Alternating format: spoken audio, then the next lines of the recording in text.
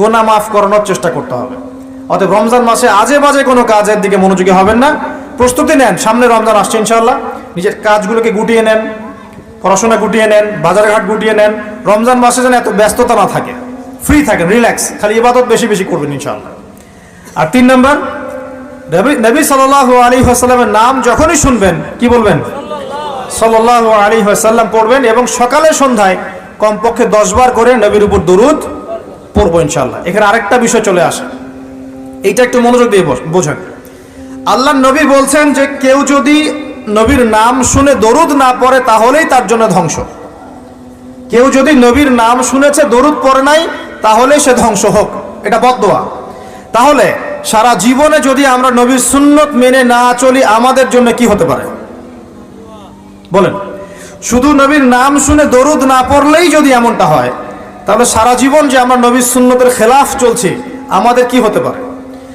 দুনিয়ার জীবনে নবীর সুন্নতের খেলাফ চললে কি কেউ নবীর সুপারিশ পাবে পরকালে?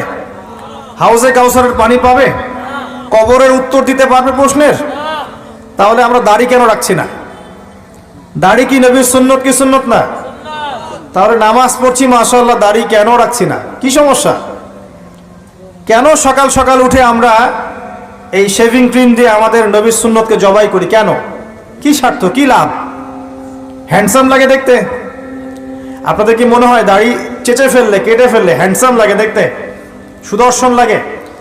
গাল ভর্তি দাড়ি থাকলে একজন পুরুষকে সিংহের মতো লাগে মাশাআল্লাহ। আমারও তো দাড়ি নাই, আমাদের যেগুলো দেখছেন এগুলো তো দাড়িই না। যাদের সুন্দর গাল ভর্তি দাড়ি আছে এই মানুষগুলো যখন শেভ করে আমার খুব আফসোস হয়। আহা বেচারাকে, কত সুন্দর দাড়ি আল্লাহ পাক দিয়েছেন, প্রত্যেক দিন শেভ করা শুরু করেছে। অথচ আপনি দাড়ি ছেড়ে দিলে আপনার চেহারার ব্যক্তিত্বটা বাড়বে, সুন্দর লাগবে, স্মার্ট লাগবে, হ্যান্ডসাম লাগবে, সিংহের মতো লাগবে। মুসলিমরা কি ভীরু কাপুরুষ জাতি? আলী রাদিয়াল্লাহু আনহুর চেহারা দেখলে মানুষ, যখন যুদ্ধের মাঠে তার চেহারা দেখলে মানুষ ভয় পেয়ে যেত। যুদ্ধের মাঠে তার চেহারা দেখলে মানুষ ভয় পেয়ে যেত। দাড়ি, ফুল দাড়ি, ছেড়ে দেয়া দাড়ি। এবং তিনি যখন গর্জন করতেন যুদ্ধের মাঠে, যে প্রতিপক্ষ যখন থাকতো আহ্বান করতেন, কে আছে সামনে আসো, সাহস থাকলে আমার সামনে। এই গর্জন শুনেই মানুষ ভয়ে তার সামনে আসতো না। খালিদ বিন ওয়ালিদ রাদিয়াল্লাহু আনহু যুদ্ধের মাঠে তার গর্জন শুনেই মানুষ সামনে আসতো না। কাকা রাদিয়াল্লাহু আনহু তিনি একাই 10 জন 20 জনের সাথে লড়াই করতে পারতেন।